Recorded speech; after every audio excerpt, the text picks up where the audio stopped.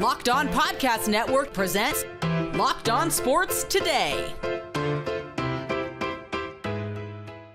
The Auburn Tigers have made it very clear they are the best team in men's college basketball. Also, the Steelers have some decisions to make at quarterback. Could some big-name veterans be in the market here?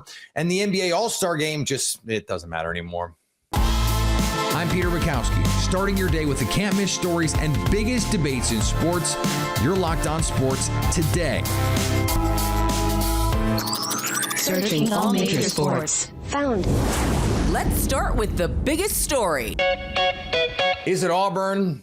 Is it Alabama, the number one team in men's college basketball? Well, we got a chance to see it. That's the beauty. You get to play the games on the court. And on Saturday night, it was the number one in the AP poll, not the coaches poll. Auburn Tigers 94-85 over the Alabama Crimson Tide, making his triumphant Locked On Sports Today debut. Zach Blackerby from Locked On Auburn joins me now. And Zach, this Auburn team, the football team can't catch a break, but the basketball team really, really good. And this is now a basketball conference. But what has been the difference this year for Auburn? Because this has been a good team over the last handful of seasons, but this team feels different. Yeah, it does feel different. I mean, Johni Broome would have been the answer to that question, a few weeks ago. But since his injury, after missing time and then, not looking 100%, it's just been different guys, Peter, who have stepped up in different moments. And it's not even for an entire game. It's like, okay, well, one guy will start things off like it was Miles Kelly against Alabama. And then freshman Tahad Pettiford ends up, sealing the game in the last 5, 6, 7 minutes. So it's just, they've got different guys that all have that it factor that you're looking for, that when no one else seems to be hitting, it's like, okay, it's my time to shine. And then once they cool off, they kind of pass the torch to somebody else. I mean, it's a truly elite team, 1 through 10 when you look at this roster.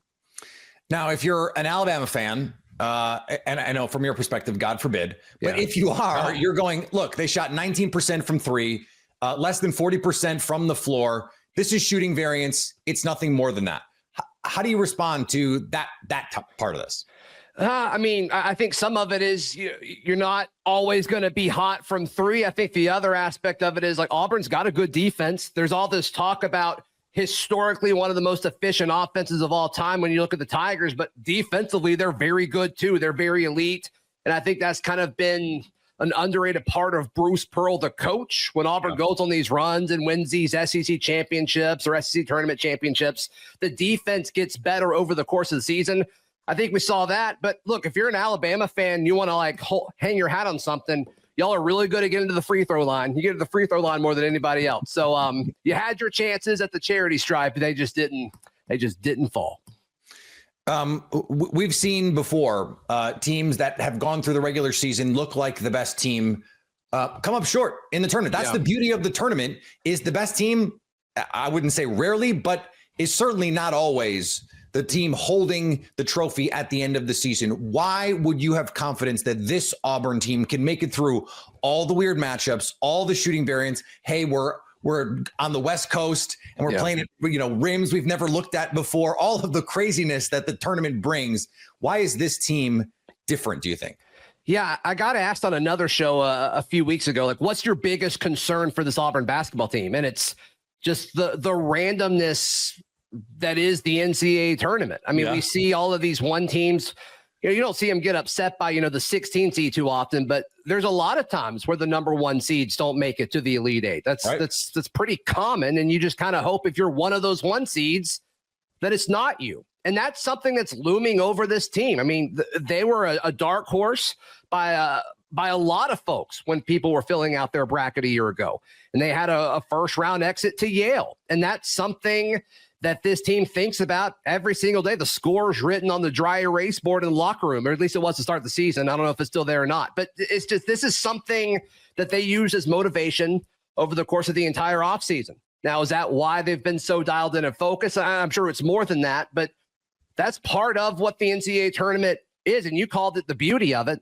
And I think that is the case if you're not the best team in college basketball going into it. Because it does seem like most of the time it's not the best team over the course of the season. It's a team that gets hot in March. And that's what made the last 2 years with UConn so special is they were both. They were the best team all year round, and then they also ran through the NCAA tournament. So can Auburn be the third team in a row to do that? That's the $1 million question. I think, too, if you're an Auburn fan, you're going, look, the two losses that they have to a top 10 team at the time in Duke by 6 points, and then, weeks later to a top 10 team in Florida by less than 10. And so they don't have that, like, oh, we didn't show up tonight against, our sisters of perpetual sorrow. No, these are the best teams in college basketball, and they're coming up just short. Right. And when you look at quad one wins, because that's the new term that everybody likes, Auburn has 15 quad one wins, and the next highest is 8. There's like 4 teams that have 8. So not only are they winning, they're winning in the toughest conference historically ever. When you look at what the SEC has done. We were just talking about this on the show. Yeah. Yeah. I mean, it's loaded. It's absolutely loaded. And Auburn is competing every single night. And so are some of these other teams. Like, so is Florida. So is Alabama, Tennessee. I mean, Kentucky seems to be trending in the right direction, and Auburn goes to Rupp in a few weeks to play the Wildcats. So this isn't done. They've got to play Alabama again. They host an Ole Miss team that's really good. They go to Texas A&M, which is a top 10 team, and nobody's talking about them like they're a top 10 team. They're kind of, I think they're just kind of sitting there waiting to kind of make a statement. And Auburn has had a tough time against Coach Buzz over there. So this is far from over. There's still a lot of action left in SEC play, but I'd rather be the Tigers than anybody else right now. You can stay up to date on the Auburn Tigers by subscribing to Locked On Sports Today and Locked On Auburn on your favorite podcast app and on YouTube.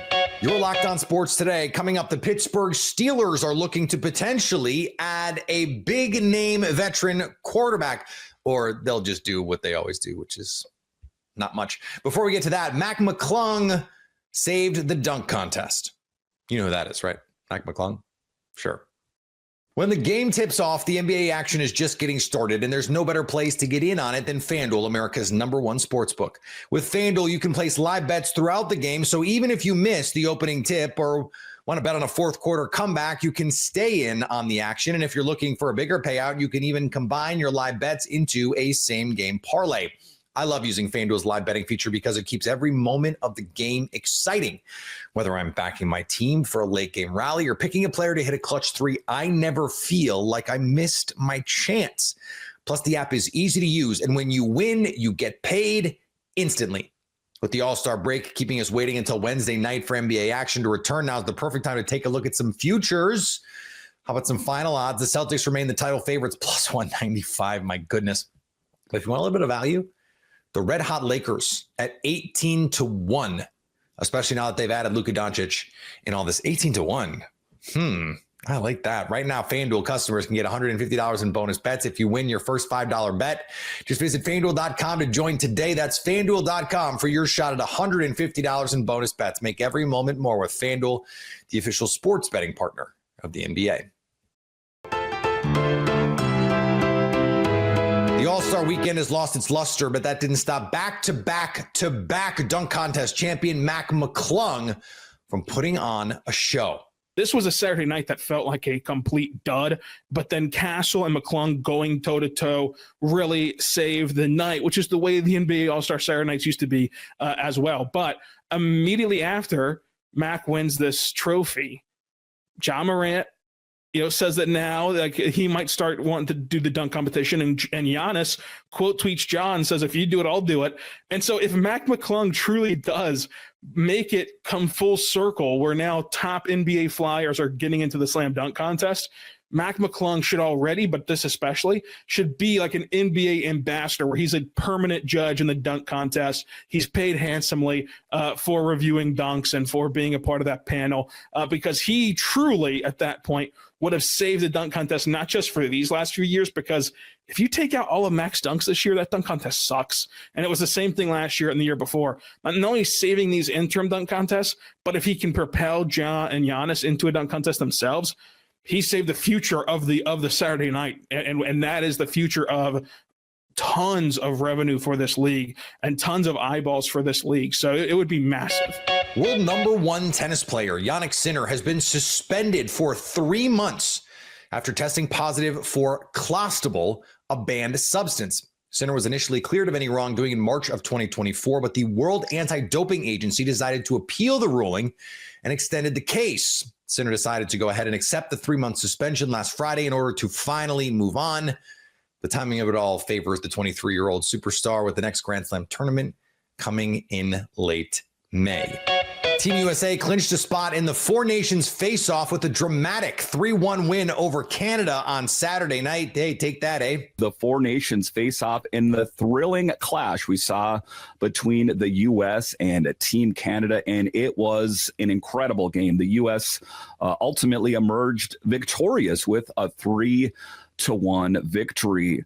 Gensel showing up big for Team USA. And, there was a lot going on back and forth with the booing of the national anthem and all that. I think that ultimately that is what stoked the fire between these two teams. But there's so much to discuss regarding Canada's performance, particularly their physicality or the lack thereof. Intensity was what was apparent right from the jump. We were treated to an intense atmosphere. I mean, 3 fights in just the first 9 seconds. And I've heard rumblings that there were actual texts going between players to ultimately stoke that fire. Do we want to say that this is an improvement over the All-Star games that we've seen before? Yeah, you don't see this hunger. You don't see this determination in an All-Star game, which is what we've seen in these Four Nation face-offs game. Quite something. And that game yesterday, was absolutely insane. Last offseason, the Pittsburgh Steelers brought in Justin Fields and Russell Wilson and said, in Joker fashion, let them fight.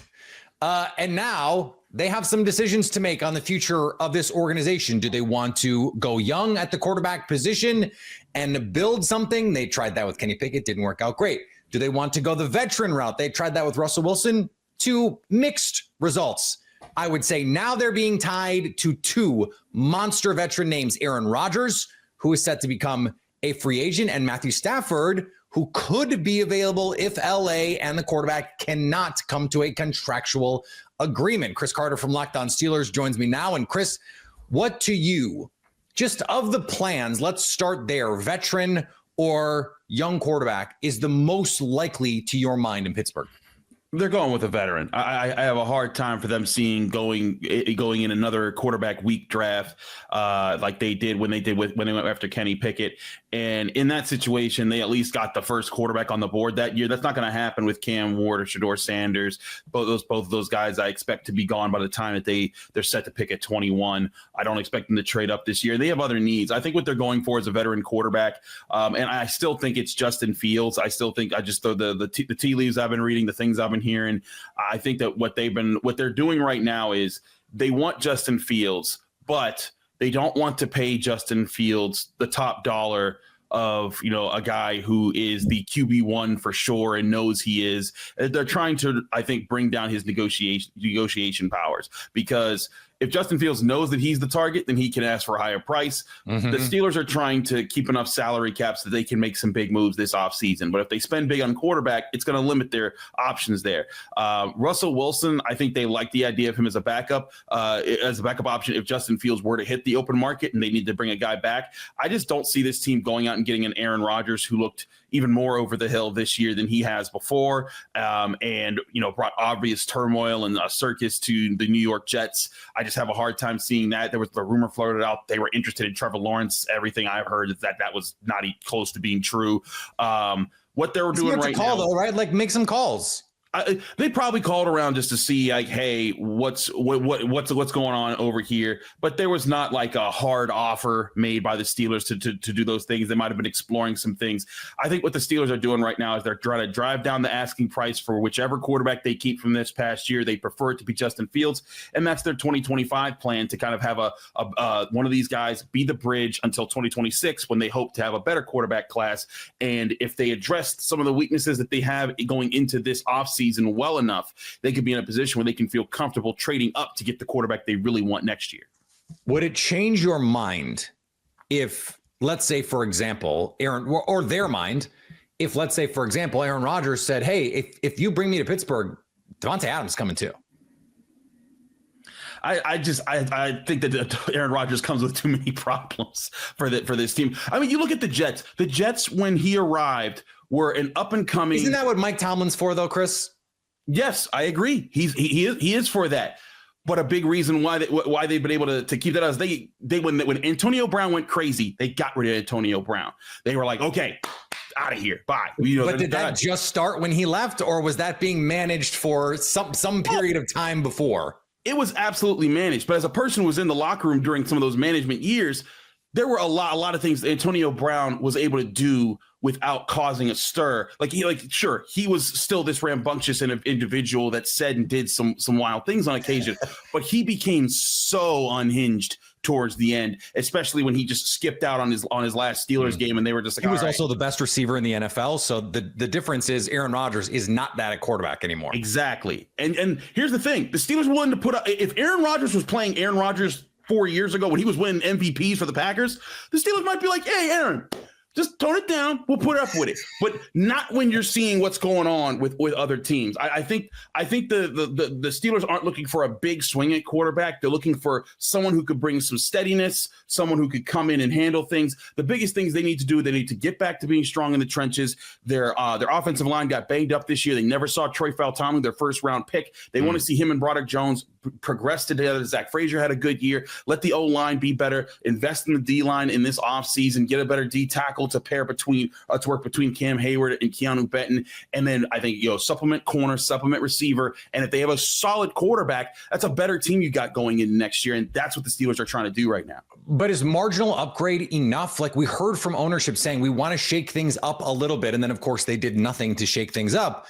Wouldn't this be a place to say, hey, if Matthew Stafford does become available, isn't that exactly the kind of move where you're making not just a marginal improvement over Russell Wilson, but a potentially significant improvement? And that's the thing that has been holding them back for a decade plus in Pittsburgh. I think that Matt Stafford would be one that would change the equation if Matt Stafford were readily available, something they could do and work into their plans right now. But one thing that when you talk to Art Rooney, you talk to Andy Weidel and Omar Khan, the front office guys of the Steelers, and Mike Tomlin, they are adamant on, look at the Eagles, look at the line. They're dominating the trenches. They're taking look at what they did to the Chiefs. The Chiefs, it didn't matter what Patrick Mahomes was doing. Probably wouldn't have mattered what Josh Allen or Lamar Jackson was doing either, with the way that defensive front played and the way the offensive line played. The Steelers brought in Andy Weidel 2 years ago so that he could start the process for the Steelers to be more like what Philadelphia built in the trenches, because that's what they want Steelers football to be again. They're getting there. They have some young guys who are making progress, but they need to keep that going. And I think that's the vision that they're staying on right now.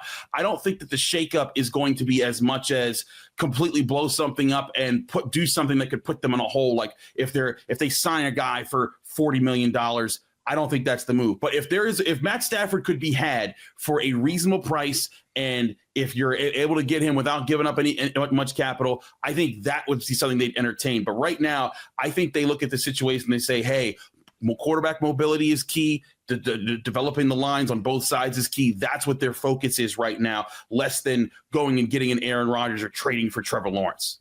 You can stay up to date all year on the Pittsburgh Steelers by subscribing to Locked On Sports Today and Locked On Steelers on your favorite podcast app and on YouTube. Coming up, the NBA All-Star Game just doesn't matter anymore. NBA All-Star Weekend happened. Did you miss it? You probably did. There was I can't remember less excitement heading into an All-Star Game than this one. The tweaked formats, no one cares. The players, LeBron didn't even play. Giannis is hurt. It didn't matter. It didn't matter at all. And that mirrors the way that fans feel about it. No one does the dunk contest anymore. It used to be star players. Remember Jordan versus Dominique? I sound like the old guy yelling at clouds right now, but we used to live in a society. Superstars used to be in the dunk contest, not NPC Mac McClung. Give me a break. We led this show with basketball, with college basketball, and not just college basketball. Auburn, not even a blue blood program. No shots at my guy, Zach Blackerby. It's not even about that. But that 1 versus 2 played in men's college basketball. It's mid-February. No one cares about college basketball except diehard college basketball fans for another month. And yet we led the show with it because the NBA All-Star Game and the All-Star Weekend in general is such an afterthought. But it's not the NBA's fault, really. When I was growing up, the All-Star Game was cool. Number one, because guys tried, but number two, because I got to watch my team. I watched them. They were on local TV. And then occasionally I'd get national games. I'd get to watch the finals. But for the most part, I didn't get to see. I lived in Wisconsin. I grew up and I watched the Milwaukee Bucks. I didn't get to see the Lakers very often. The Warriors, the Suns. When I saw them at All-Star Game, that was cool. I have League Pass. I have social media. I can see the clips of these guys. I can watch all of the shows. I can listen to all of the podcasts. I know what's happening. I know how Steph Curry plays. And the league moves so much. Okay, Kyrie Irving is playing with LeBron today. It'll be Luka tomorrow, and it'll be someone else the next day. The All-Star Game lost its novelty because it's always the All-Star Game. Guys are constantly moving and changing teams and teaming up, and we see the best players in the world playing with each other. And if not, wait 5 minutes, and they will be. It is gone the way of the Pro Bowl in the NFL. No one cares. So just let's put it out to pasture. Let's just be done with it. Let's just be done with it. They're not going to care ever. And at this point, I don't blame them because guess what? No one else cares either. And finally, in a night that Illinois basketball would rather forget, the Fighting Illini managed to somehow score negative points in the final 8.5 minutes against number 11 Michigan State. Illinois held a 67-66 lead with about 6 minutes left following a goaltending call that was overturned during the timeout that ensued. Michigan State closed the game on a 13-0 run, winning the game 79-65. As if the on-court collapse wasn't enough, halftime saw the reveal of Terrence Shannon Jr.'s jersey banner, which was unveiled upside down. Between the 3-2 run and the banner blunder, it seems the Illini were determined to turn Saturday night on its head. Literally. Well, sort of. You get it. If you're catching this episode after hearing your favorite Locked On show, make sure to subscribe to Locked On Sports Today on YouTube or wherever you get your podcasts so you never miss an episode. Also, if you're a new subscriber to Locked On Sports Today, we're here for you with the biggest stories in sports every day. Coming up, some big headlines as Major League Baseball spring training gets underway. So at least until tomorrow, stay locked on sports today. Locked On Podcast Network presents Locked On Sports Today. Go to our video on demand. Click on sports at the top of your screen. There, you'll find past episodes of Locked On Sports Today, plus other Locked On shows on demand.